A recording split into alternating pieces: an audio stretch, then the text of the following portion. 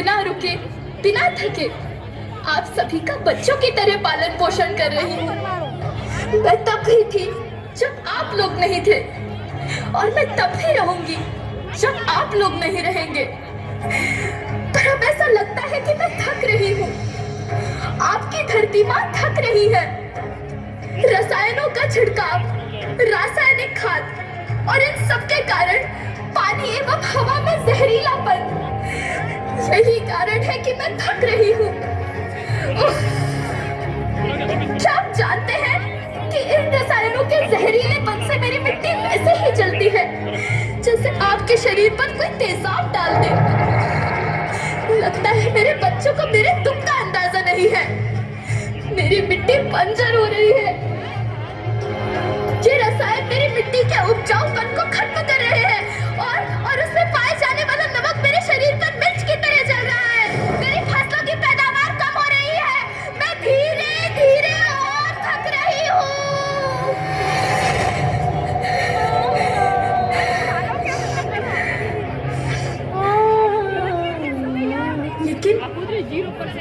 लेकिन अब मुझे याद आता है कि पहले मैं बहुत सुंदर थी, बहुत प्रसन्न थी, हमेशा हंसती थी।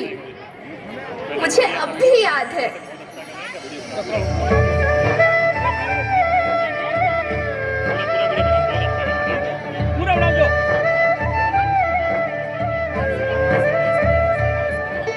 मैं तुम्हारी माँ सुंदर क्यों ना होती, मुझे तो सुंदर होना ही था, क्योंकि बीते जमाने में आप मेरे बच्चे ही तो अपनी माँ के रखवाले थे।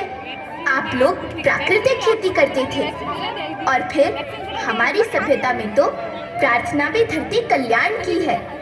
ओम द्यौ शांति, अंतरिक्षः शांति, पृथ्वी शांति, ओषधयः शांति, वनस्पतयः शांति। ओम शांति शांति शांति।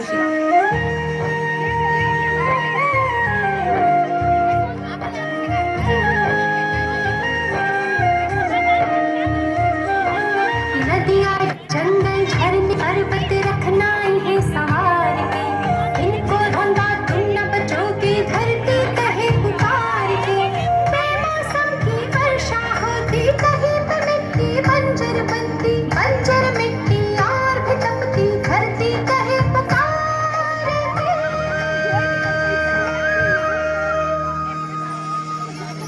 हजारों साल से मनुष्य धरती की गोद में रहता आया है, लेकिन आज मैं आपसे पूछती हूँ कि आपने इसके बदले धरती माँ को क्या दिया? ये जहरीले रसायन, अप्राकृतिक खाद जो मिट्टी को बंजर कर रहे हैं, उर्वरकता को बर्बाद कर रहे हैं। आप अच्छी पैदावार के लालच में जो रासायनिक खाद अपने खेतों में डाल रहे हैं, वो अभी तो लाभ देगी, लेकिन लंबे समय में उसी रासायनिक खाद का नुकसान भी है। रासायनिक खाद जहर समान है, और तो और फसलों में पानी की खपत भी बढ़ गई है, जिससे खेती की लागत बढ़ रही है और पानी का स्तर जमीन के काफी नीचे जा रहा है।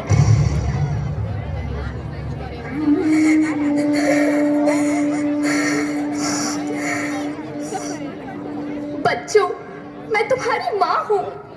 मैंने तुम्हें सुख से जीने के लिए पर्याप्त संसाधन दिए हैं, पर तुम्हारे लालच की पूर्ति के लिए नहीं दिए। ऐसा लगता है कि थोड़ी सी अधिक पैदावार और अपने लालच के लिए आप सब अपनी अगली पीढ़ी, अपने बच्चे के भविष्य के बारे में सोचना भूल गए हैं। सोचो, क्या तुम अपने बच्चों को ऐसे खेत देना चाहते हो जो बंजर हो?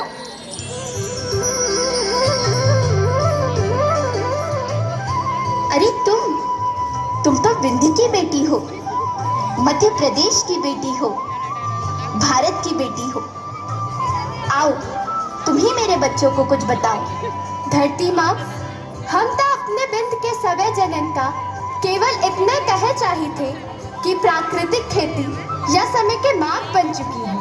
प्राकृतिक खेती या उद्देश्य के साथ होत है कि जौने जमीन और हमरे मिट्टी की उर्वरकता बनी रहे। हम सबका प्रकृति के साथ मित्र जैसे व्यवहार करे चाहिए।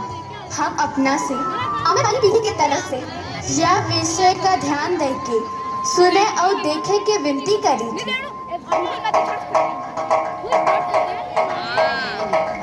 अभी न संभले मेरे बच्चे तो फिर तुम पछताओगे। नेचुरल फार्मिंग न हुई तो हाथ धरे रह जाओगे। माँ का शोषण कौन है करता, कौन है मिट्टी जहर से भरता। जब से जैविक खाद को छोड़ा, खुशहाली से नाता तोड़ा।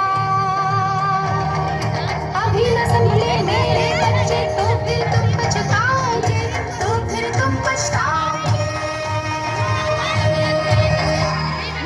लेकिन धरती माँ, आपको सुरक्षित और प्रसन्न रखने का उपाय क्या है?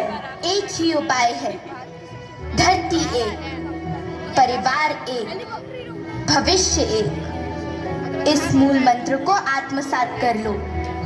प्राकृतिक संसाधन को बचाओ, प्राकृतिक खेती को अपनाओ और परंपरागत देसी पद्धति से जैसे गो आधारित उत्पाद, जीवामृत, बीजामृत, पंचगव्य, गोमूत्र, छाछ का उपयोग करो ताकि मिट्टी की उत्पादकता बनी रहे। याद रखना, मैं माटी हूँ, माँ होना मेरे नाम में बसा है। पोषण करने के लिए ही मैंने जन्म लिया है। करोड़ों सालों तक धरती पर सांसों की डोर आगे बढ़ाई। पेट भरा जब सबका, तभी मैंने संतुष्टि पाई। वो माँ हूँ मैं सबकी, जिसने जन्म न देकर भी जीवन संभव बनाया। अन्नदाता मेरे पुत्र किसान, तुमने ही तो इसमें मेरा साथ निभाया। दिन रात सींच पसीने से मुझको हर मुंह तक रोटी पहुंचाई। जब तुमने माथे मुझे लगाया, मैं हरियाली बनकर मुस्काई। मिट्टी बंजर होने से या धरती के नुकसान से किसी एक देश, एक द्वीप, एक सम